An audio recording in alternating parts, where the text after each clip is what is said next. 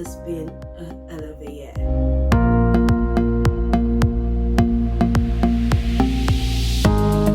2019 has quite possibly been the best and worst year of my entire life. It's been filled with so many highs and lows, so much laughter and tears and experiences and adventures and new places and so much more. And I can't even begin to list everything that 2019 has been. But here's an overview. Let's start with January. January was a pretty chill month. I just completed the first month of my master's and I did not have any exams. It was also very, very cold, first winter in the UK, so I just stayed at home most of the time under my covers.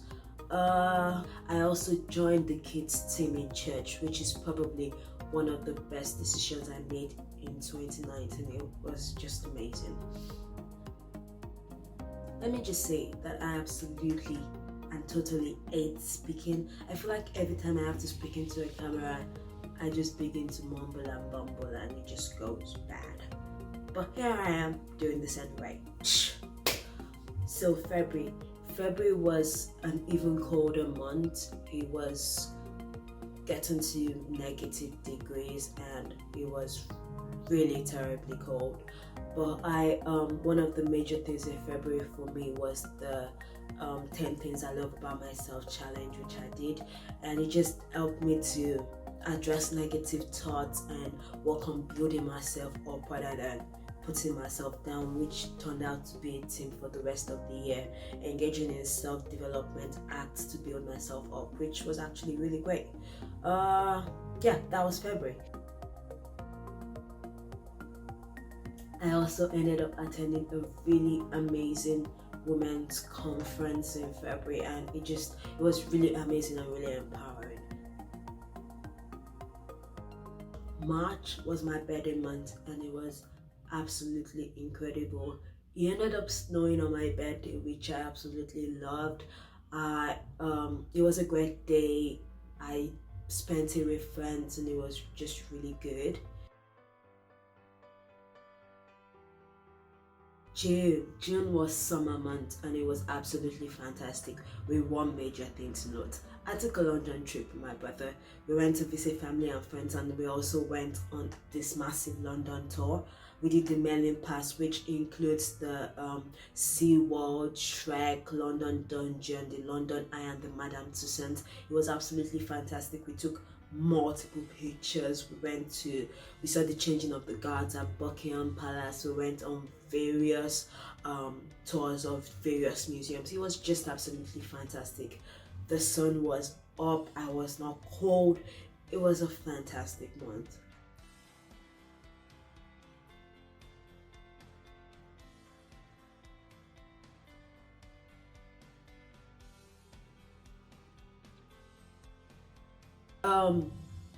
Now August is a month that I wish I could skip and just pretend it didn't happen, but it happened, and so here goes. It was a tough one.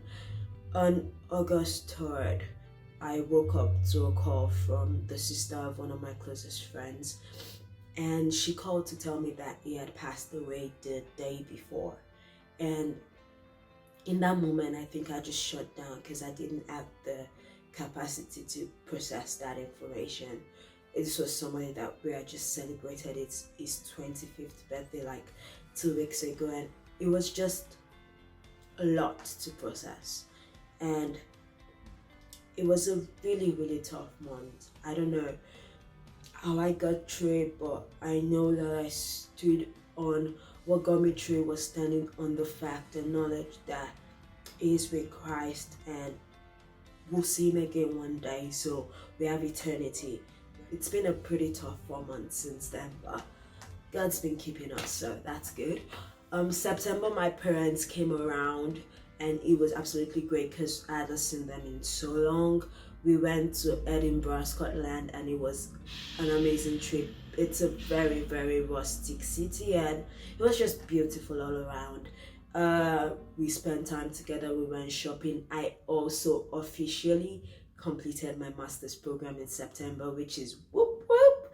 it was just really great to be done with schooling and assignments and projects and everything like that.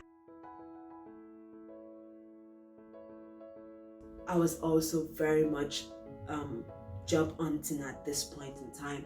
I was applying to every job. I had done some interviews that did not go anywhere, but I was trusting God that it will make a way. And we got to October.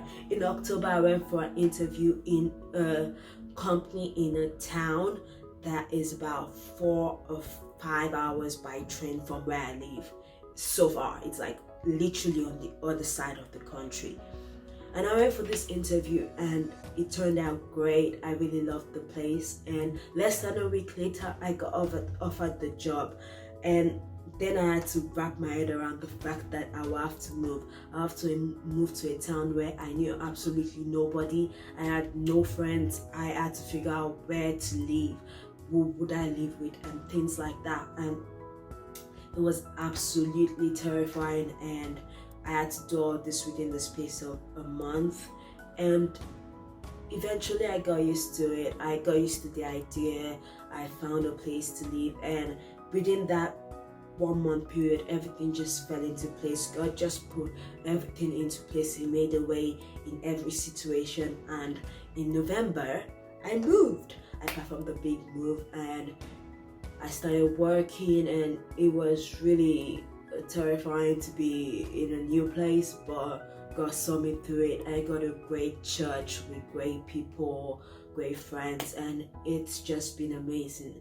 And that brings us to December, celebrating the birth of Jesus Christ, our Lord. And that brings us to December, celebrating the birth of Jesus Christ, the hope of the world. And I just want to say that it's been a really great year.